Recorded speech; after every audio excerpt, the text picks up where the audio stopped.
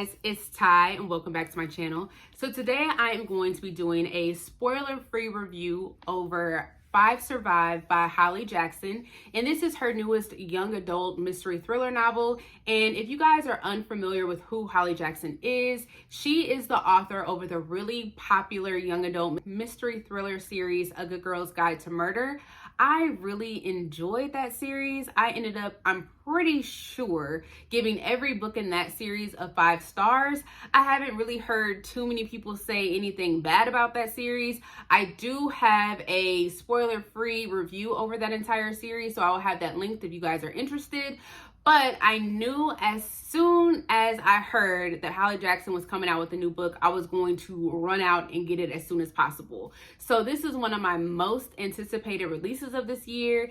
And I'm just going to go ahead and tell you guys right now that I do not think that this one disappointed. So we are going to go ahead and get started. So in 5 Survive, it follows 6 friends. 4 of them are high school students. So we have Red and Maddie, who are best friends.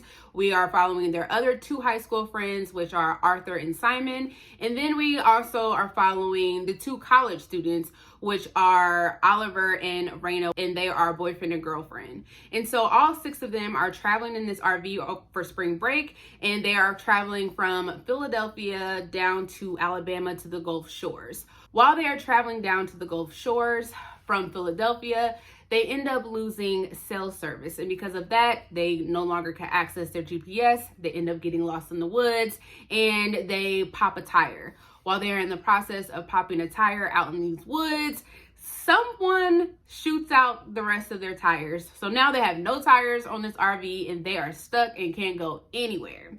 They eventually are able to contact this unknown shooter, this sniper, through a walkie-talkie that is left hanging on one of the mirrors on the RV.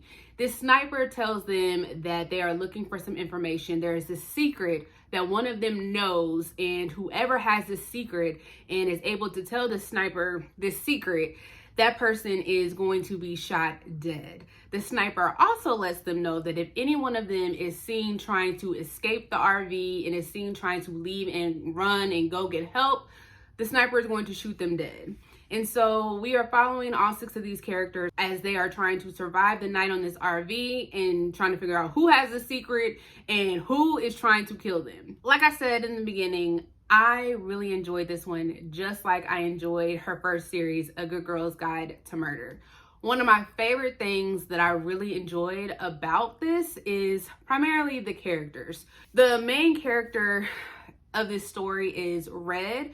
We are getting this story primarily through her perspective, and right away you can tell that she is an unreliable narrator. It's stated from the beginning that she is having a hard time recalling a lot of her memories, and we know that this is probably due to the fact that she has experienced a really traumatic event in her life with a death of a loved one, which has really affected her and which comes into play later on in the story.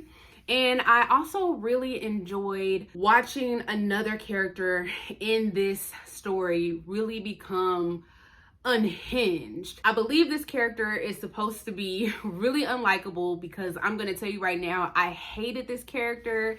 I've never wanted something bad to happen to a character so bad in my life.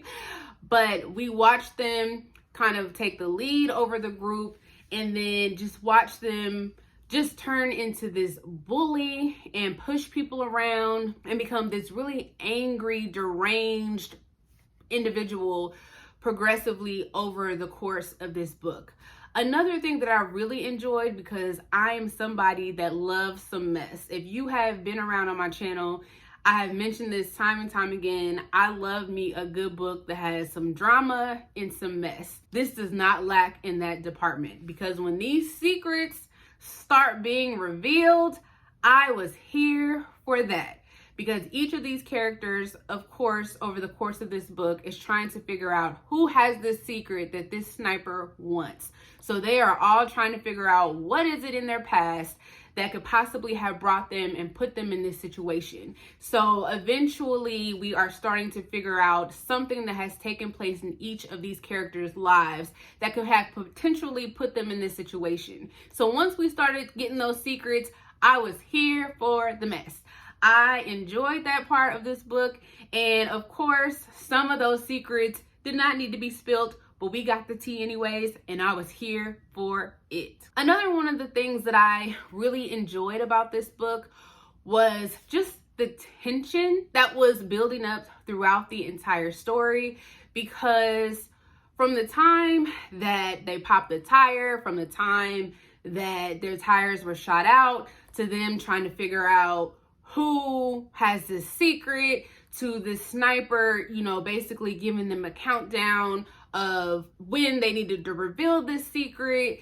You were just constantly waiting for something to happen, trying to figure out who was going to be shot, what was going to happen, is help going to arrive. It was just this mounting tension. And then it was the tension that was building within the group, because everybody was starting to side-eye everybody. Who can you trust in this group? Who has this secret? What is going on? Why are we here? Who is betraying who? Who is really my friend? It was just this, what is really happening? And I really like that Holly Jackson has the ability to do that in her stories. As much as I'm saying that I really enjoyed this book, I'm not going to say that I think that this story was perfect, because I don't think that it was. It did take me a little while to get into this book. It kind of started off a little slow. Red, our main character, did not grow on me right away. I was not sure about her. I'm not someone who always enjoys the unreliable character plot line. I wasn't exactly sure where it was going to go. That had to grow on me a little bit. And once the story did pick up, I was all in, but it did take me a little while for me to become invested in this story. So if you are someone that is going to pick this up, I would say give it a few pages before you give up on it, and if you feel like it's not grabbing your attention, because trust me, this did not grab my attention when I first picked it up. I will also say, and this is the same issue that I had with A Good Girl's Guide to Murder, is that I had to suspend my belief a little bit. And that is, it just seemed a little far-fetched at certain points with where the story kind of went and the things that were revealed at a certain point. It just kind of seemed sometimes a little bit unbelievable. Whereas when I was reading A Good Girl's Guide to Murder and we had our main character, Pip, in that story, in the first book, I will say, where she was a high school student out here solving crime, that just wouldn't happen. Here, I just felt like these people were stuck. These young people were stuck on this RV in the middle of nowhere with this sniper that was trying to kill them. In the beginning, I just don't feel like they were as scared as I think they should have been. I don't feel like they were at the level of we have a problem as they should have been. They got there eventually, but not as quickly as I think that they should have been. And again, by the time everything got revealed of what happened, I was just kind of like, okay, I guess. But I did enjoy the ride of getting there once it got going.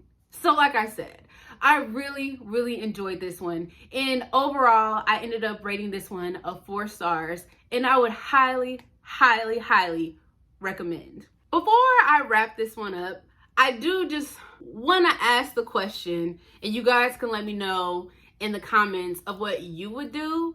But I was actually thinking about this after I read the book because, like I said, one of my problems is I just don't think that these characters had the same level of worriedness, I don't know if that's a word, but worriedness as I would have.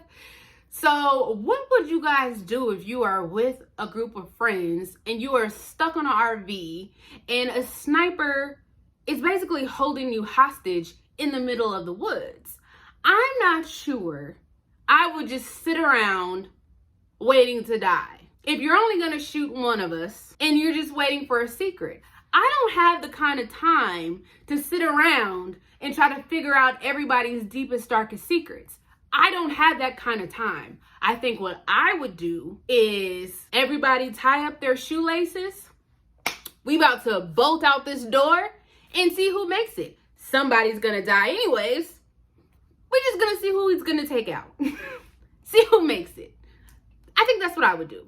Maybe that's just stupid. I don't know. But I don't know if my heart wouldn't be able to take it. To just be sitting in a hot, sweaty RV trying to see if I'm just gonna make it through the night when I can just run out in the woods and see if I can make it that way. At least I feel like I'm doing something besides just sitting around, getting mad, angry, and upset, and yelling at each other, trying to figure out who betrayed who, when I can just go out here and run for my life. You're gonna shoot me anyways. Let's just do it that way. That's what I would do. So what would you guys do? Would you guys just sit on an RV, cross your fingers, and see what happens? Or would you, what would you do? You guys let me know. But like I said, I really enjoyed 5 Survived. I really have enjoyed everything so far that I have read by Holly Jackson, and I will continue to pick up anything that I read by Holly Jackson. So that is all that I have for you guys. Again, I will leave my video linked for the review that I did over her series for A Good Girl's Guide to Murder, and I will see you guys next time. Bye.